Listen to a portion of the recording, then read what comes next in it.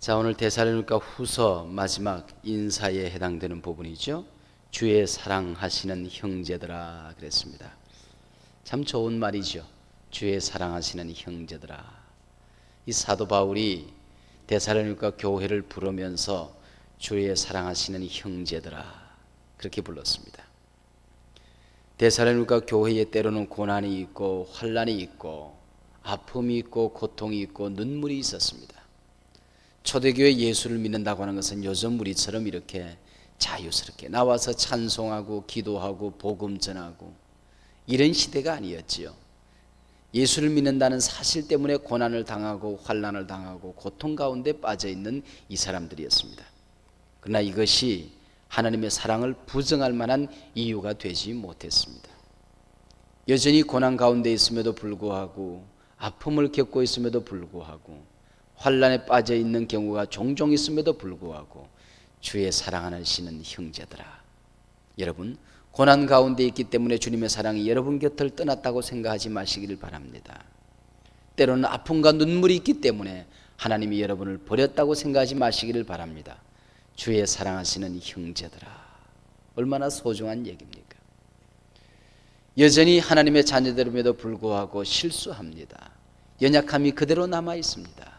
때로는 넘어집니다. 세상 사람들보다 나은 점이 별로 많지 못할 때가 있습니다. 그럼에도 불구하고 주의 사랑하시는 형제들아, 주의 사랑하시는 형제들아, 우리가 당하는 고난 때문에, 우리의 연약함 때문에, 우리의 실수 때문에, 우리의 아픔 때문에 이런 것들이 하나님의 사랑을 부정할 만한 이유가 되지 못한다. 여전히 하나님은 지금도 우리를 사랑하고 계신다. 이 얼마나 귀한 서두입니까? 주의 사랑하시는 형제들아. 그래 불러놓고 내가 너희를 생각할 때마다 감사한다고 얘기하고 있어요. 우리가 항상 너희를 위하여 마땅히 하나님께 감사할 것은, 여러분 이 시간에 여러분에게 감사의 제목을 몇 가지로 쭉 한번 적어보라고 그러면 어떤 걸 적을는지 모르겠습니다. 유 목사가 한소망 교회를 향하여 감사의 제목 3가지를 적자 그랬을 때 뭘 적을는지 모르겠어요. 근데 사도 바울은 데살로니가 교회를 기억하면서 지금 3가지를 기억하고 있습니다. 너희를 택하셔서 감사하다. 하나님이 너희를 택해 주셔서 감사하다. 이것이 구원의 근거요, 구원의 소망이요, 구원의 시작이기 때문에 하나님이 너희를 택해 준 것 생각할수록 고맙다. 세상에 많은 사람들 많은데 어찌 너희를 택했을까? 너희를 택해 준 하나님께 감사한다, 그렇게 얘기하고 있습니다. 2번째는 성령의 거룩하게 하심으로 인하여 감사한다. 이것이 없으면 우리가 어떻게 승리할 수 있겠느냐? 이것이 없으면 우리가 어떻게 거룩한 삶을 살 수 있고 성화의 과정을 밟아갈 수 있겠느냐? 성령이 너희를 거룩하게 하신 것 내가 감사한다. 그리고 마지막으로 믿음으로 구원을 얻게 하시니 감사하다 그랬습니다. 한번 따라 하시기 바랍니다. 믿음으로 구원을 얻게 하시니 감사합니다. 감사 중 최고의 감사는 구원 감사입니다. 기적 중 최고의 기적은 구원 기적입니다. 믿습니까? 여러분, 이 감사, 이 기적을 우리가 잊어버리고 살아가면 뭐 세상 사람들이나 푸닥거리하는 사람이나 절간에 앉아서 똑딱거리는 사람이나 뭐가 다를 게 있겠습니까? 우리의 다른 점이 있다고 하면 감사의 차원이 다른 거죠. 너희들을 구원하시니 감사하다. 기적이 있다면 구원 얻은 기적보다도 더 큰 기적이 어디 있겠느냐? 얼마나 놀라운 기적이냐? 사도 바울의 감사가 참 귀한 감사입니다. 이를 위하여 우리 복음으로 너희를 불렀다. 하나님이 지금도 너희를, 이것을 위하여 너희를 지금 부르고 있다. 하나님은 오늘 아침도 여러분을 부르고 있습니다. 여러분을 온전한 구원의 자리로, 거룩한 자리로, 성화의 자리로 오늘 아침 여러분을 부르고 있습니다. 수고하고 무거운 짐진 자들아 다 내게로 오라. 오늘 아침 우리를 부르고 있습니다. 이곳까지 오셔서, 이 우중에 달려오셔서 무거운 짐을 그대로 짊어지고 다니지 마시고 주님 앞에 다 내려놓으시기를 바랍니다. 목마른 자들아 다 내게로 오라. 이 세상 살아가다가 목이 마른 사람들, 주의 복음 듣고 싶은 사람들 오너라. 내가 너희에게 생수를 주리라. 주님께서 오늘 아침도 우리를 부르고 있습니다. 와서 뭘 하느냐? 가르침을 받은 유전을 지키라 그랬습니다. 와서는 가르침을 받으라. 가르침을 받지 않는 자들이 있습니다. 교만한 자는 가르침을 받지 않습니다. 자아가 강한 사람은 가르침을 받지 않습니다. 게으른 사람은 가르침을 받지 않습니다. 모든 것을 안다고 착각하는 사람은 가르침을 받지 않습니다. 신비주의자들은 자기 소리를 하나님의 소리로 알고 가르침을 받지 않습니다. 물렁물렁해지고 부드러워야 하나님이 우리를 온전히 빚어 만들 수 있습니다. 진흙과 같은 날 빚으사 주님의 형상 만드소서. 이게 진흙이 굳어져 버리고 나면 하나님의 형상을 만들 수가 없어요. 물에 젖어서 물렁물렁한 진흙처럼, 성령에 젖어서, 말씀에 젖어서, 가르침에 젖어서 물렁물렁해져야 주님이 빚어 만듭니다. 주님이 원하는 대로 딱딱하게 굳어져 있으면 만들 수가 없어요. 자, 이 사도 바울이 고난 중에 있는 성도들을 위해서 무엇을 기도하나 봅시다. 성도들을 위해서 우리 16절에 기도하고 17절에 기도하는데, 고난 중에 있는 성도들에게 하나님의 영원한 위로가 있기를 기도하고 있습니다. 하나님의 영원한 위로, 순간적인 위로가 아니고 땅의 것을 주었다 빼앗다는 그런 위로 아니고 영원한 위로가 있기를. 누구에게? 고난 중에 있는 성도들에게. 그리고 선한 일과 말에 굳게 서도록 영원한 위로와 좋은 소망을 주시도록 지금 기도하고 있습니다. 일시적인 소망 아니고 좋은 소망. 마지막으로 우리 17절을 마지막 읽겠습니다. 마지막 17절 다 같이 시작.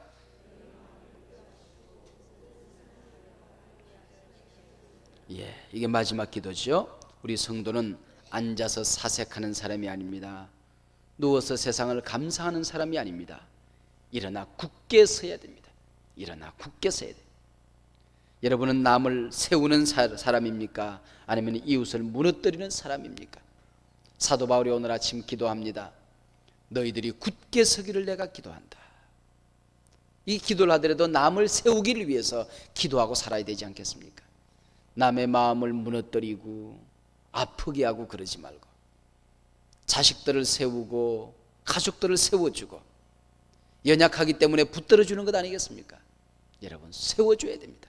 나 혼자 서 있으면 그거는 흉물입니다. 여러분, 기둥은 혼자 서 있는 게 아니라고 내가 우리 구역장들에게 늘 하는 얘기가 그 얘기예요. 여러분, 옛날에 고도시를 보면 다 무너지고 난 다음에 기둥만 꾸덕꾸덕 서 있어요. 그건 흉물입니다. 기둥은 혼자 서 있으면 흉물이에요. 기둥은 남을 세워줘야 돼요. 교회 장로님들 자꾸 남을 세워줘야 됩니다. 교회 권사님들 남을 세워줘야 돼요. 우리 구역장님들 남을 세워줘야 돼요. 혼자 서는 게 중요한 게 아닙니다. 혼자만 서 있으면 흉물이에요. 남을 세워줘야 돼요.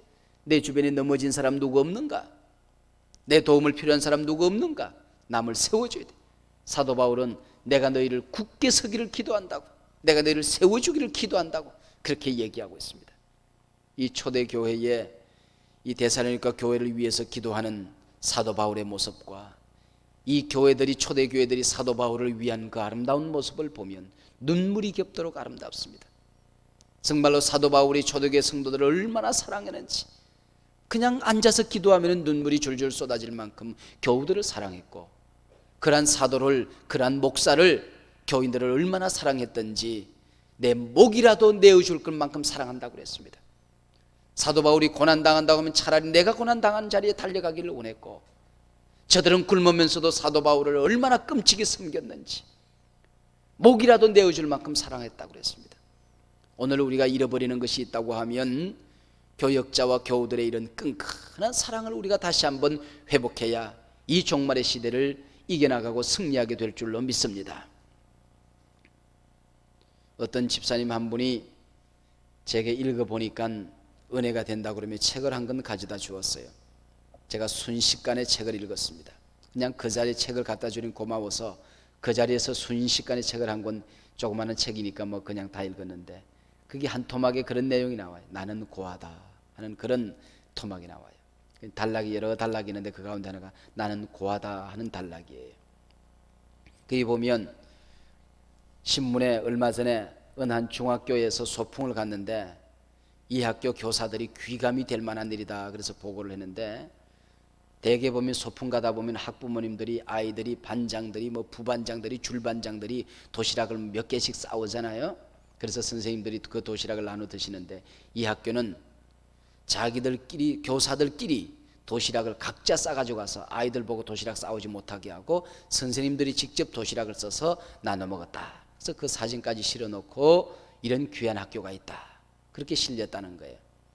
근데 이 목사님의 거린 적선, 나는 그런 학교 안 보내겠다. 그게 어찌 좋은 일이냐 그래.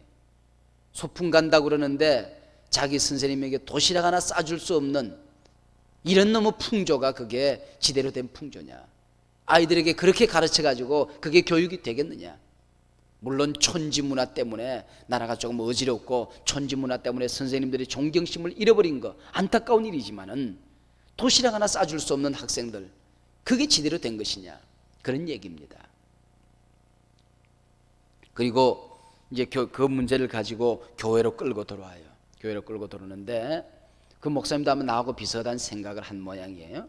저도 이 교회도 촌지 아닌 촌지, 그러니까 목사님들에게 뭐가 되면 자꾸 뭘 이렇게 갖다 주는 거, 섬기는 거, 이게 한국교회 문화예요. 저희 어머님도 보면 어릴 때 보면 떡국을 끓여도 처음 푼 거는 교역자에게 갖다 줍니다. 호박을 따도 이게 제일 먼저 딴 거는 이기는 목사님 거야. 우리 어머님 평생 그러고 사셨어요. 그리고 뭐든지 좋은 거 있으면 먼저 교회에다 갖다 놓고 그 다음에 우리 주고 우리가 먹었지. 그게 우리가 어릴 때 보면 언제나, 아마 내가 목회가 편안한 것은 우리 어머님이 시골교회 목사님들을 잘 섬겼기 때문에 하나님이 그 꽃감 익은 걸 나한테 그냥 뚝뚝 따주기 때문에 제 목회가 편하다. 저는 그렇게 늘 생각해요. 여러분, 제 성질이나 이게 더러운 마음 이런 거 보면 하나님 앞에 사랑받을 만한 구석이 별로 많지 못한데, 하나님이 은혜를 주신 거 보면 저희 어머님이 쌓아둔 복을 제가 따먹고 있지 않나, 그렇게 생각해요. 근데 이 목사님도 저처럼 비슷하게 생각을 해서 교인들이 자꾸 목사에게 뭘 선물하는 거, 그거 별로 좋지 않게 생각하고, 또 신방 다녀서 별도로 봉투 박는 거 그거 거절하고, 아마 그러고 사셨던 것 같아요. 그러다 보니까 한국교회 일반적인 젊은 목사들에게 풍토거든요. 그러다 보니까 어떤 풍조가 생긴 동안이 목사들의 버릇은 고쳐졌어요. 목사들의 버릇, 이분이 표현은 그대로입니다. 목사들의 버릇은 고쳐졌는데 교인들의 버릇이 안 좋아졌다. 교인들의 버릇이 이제는 다시 옛날 교인들의 그 아름다운 마음을 회복해야 될 때가 되었다. 그래서 청년들에게 새로 설교를 했다는 거예요. 얘들아, 너희들 대학 졸업하고 취직하고 나면은 첫 봉급 탄 것은 네 것 아니다. 하나님께 갖다 바쳐라. 몽땅 하나님께 바쳐라. 그리고 두 번째 봉급 타거든 한 푼도 건드리지 말고 너를 지금까지 키웠던 부모님께 갖다 내려놓아라. 그리고 세 번째 봉급 타거들랑 봉급 가운데 11조 뚝 잘라놓고 그 다음에는 목사 넥타이 사오너라. 내가 너희들이 사오는 넥타이를 내가 메고 내가 설교하기를 원한다. 그래서 목사님이 넥타이만 한 가마니가 된다고. 그래서 자기 교회에 탤런트가 있는데 탤런트 집에 신방 가보니까 목사님보다도 넥타이가 적더라는 거예요. 학생들이, 이 젊은 청년들이 얼마나 넥타이를 사다 놨는지 넥타이만 한 가마 되고 또 그것을 메고 설교하는 것이 목사님의 행복이다. 그렇게 이제 썼어요.